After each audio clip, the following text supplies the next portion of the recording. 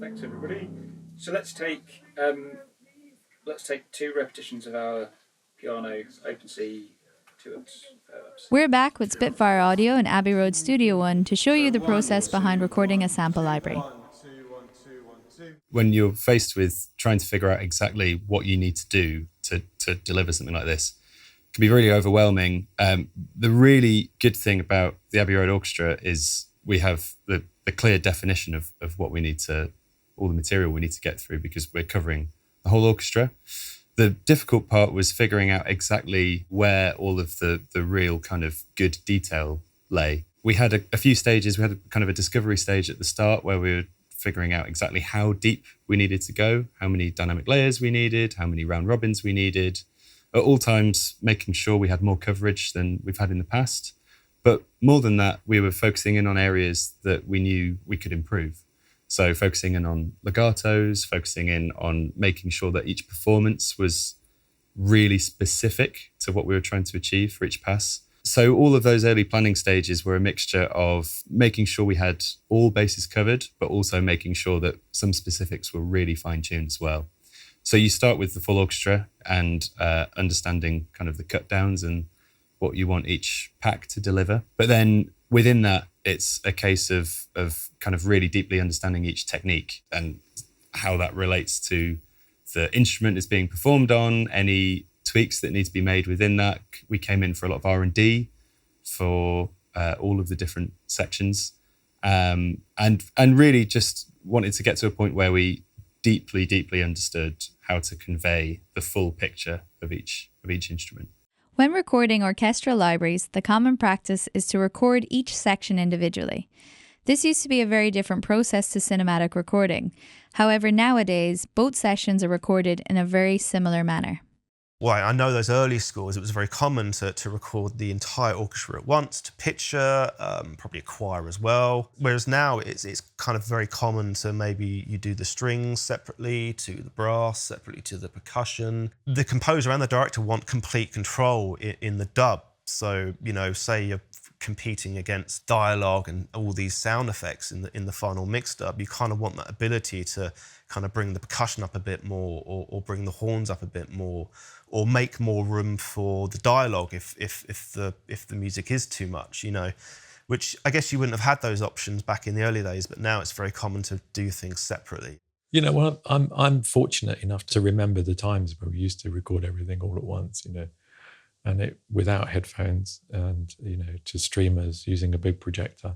And that's when you kind of needed a lot of skill in controlling the sound and getting a good balance and working with the conductor and the musicians and the composers to create this sort of natural balance amongst themselves. Because film music is new music. It's not repertoire. It's not like, here's Tchaikovsky 6, you know, and everyone knows how it goes. Everyone balances it. They've been rehearsing it for years. This is a new piece of film music. It's never been played before. We haven't necessarily got the time to work on the balances and to get it right. So it makes perfect sense to record things in sections, especially when things are so hybrid these days with lots of synths and other outside drums and, you know, exotic colours that go over the top. The orchestra is just one part of the sound. It does a lot of work because it can fill a room with sound very easily. But people expect more control further down the line these days. Previously, put everyone in a room, have them play the music, spend a bit of time shaping it, voila, you know, it was done. Now, you know, it goes off to the dub and the cutting room and the sound effects go on and maybe this is in the way and that's in the way. So people expect now more control of further down the chain, you know, when it gets to the dubbing theatre or whatever. And it also helps late stage editing of film projects because the music is the last thing on. And the picture is still very fluid all the way to the end now because they can. You know, it's not like when you're cutting on film, you have to make a choice. Okay, we're going to cut the celluloid now, and that's it, never to be changed afterwards. Everything is fluid.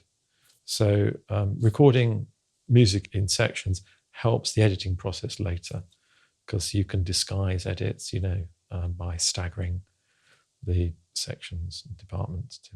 I'm always thinking about development when at the sessions, for sure. I think that it's actually very important to be at the sessions. Those recordings, with sampling, it's very difficult to see how it's going to convey into a product unless you're actually in the room and kind of almost like listening to things at the same time. You need a strong idea of what your reference is and what you're going for before you actually start recording it.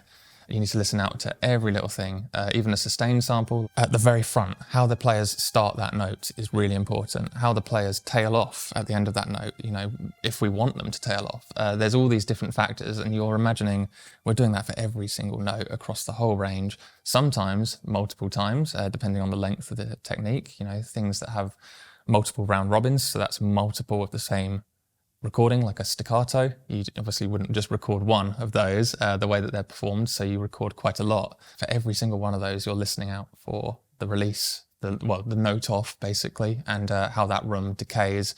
Hopefully no rustling or anything from the players as well. It's actually very mentally taxing when you're at a session. There's a lot of focus that needs to be done, and thankfully you've got a team of people there that often catch things at the same time, but it's still quite a challenge, that's for sure. As tedious as the process can be, product manager Rohan Burt must remain focused on each note in order to spot any inconsistency with intonation or dynamics.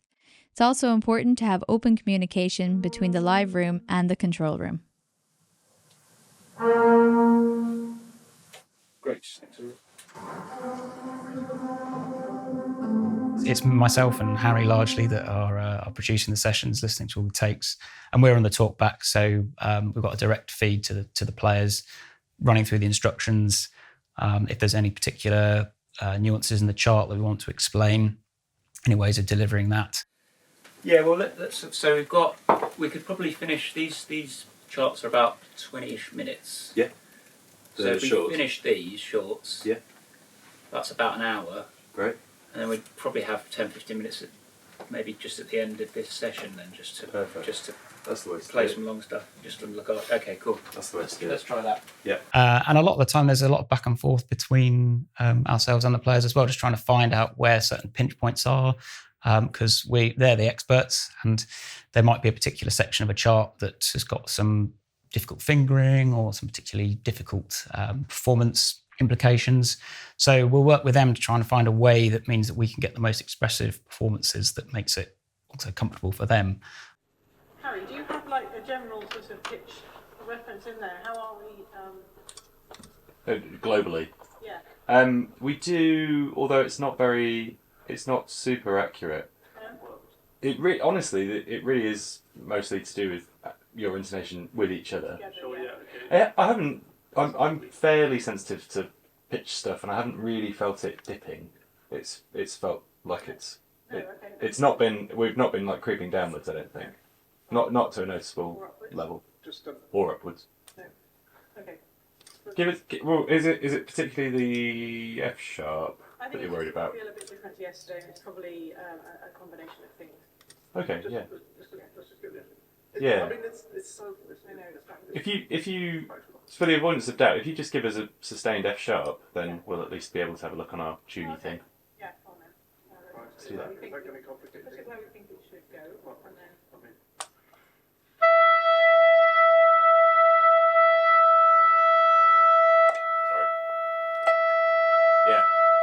Yeah, bang on. The kind of characteristic sound of film scores, TV scores, game scores that are recorded in London tend to have this blend of incredible players. I mean, I remember a viola session where we had, of 10 players, we had 3 section leaders of London orchestras. So you've got a group of incredibly talented and skilled musicians who all come together, and that blend of their sound is the sound that you associate with the film sound. Something you may have noticed is the lack of a conductor in these previous sessions. Rohan explains how this works. Yeah, without a conductor, we rely very heavily on the leader of the section, as we have a communication with them on the other side of the glass in the control room. So they're doing a lot of the count-in, all that sort of stuff. But we're really listening to absolutely everything in the control room, because we've got all the mics open, so we're hearing things that perhaps you might not necessarily hear in the room if you were a conductor. So we're listening for not only the performance and the expression, but any kind of oddity, any noise, any technical that does happen. There's a lot of microphones being used, so we do have to chase things down. We're very much kind of listening very intently in that control room environment, and the conductor essentially is the leader of that section. So we draw very heavily on them. To work on a sample library, it's extremely intense because you'll be there just focusing on one note somehow. We'll be a group of, the last session we did was the Abbey Road sessions. So we're a group of viola players, maybe 12, and we're given a set of notes to play, and you have to decide between you and with the engineer and with Spitfire how to start and end. There's so much going on within one note. So this really takes a lot of time to perfect. And we get our team together and recreate this sound for you.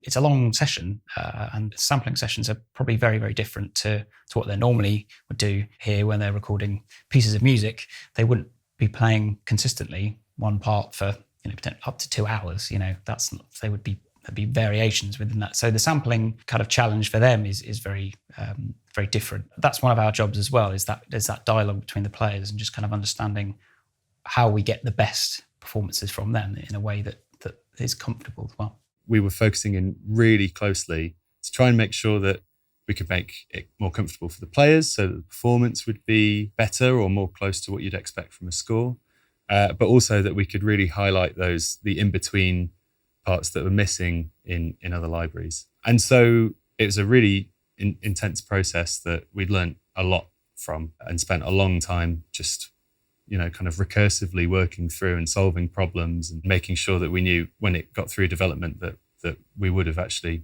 made something that feels new and feels intuitive and highly playable.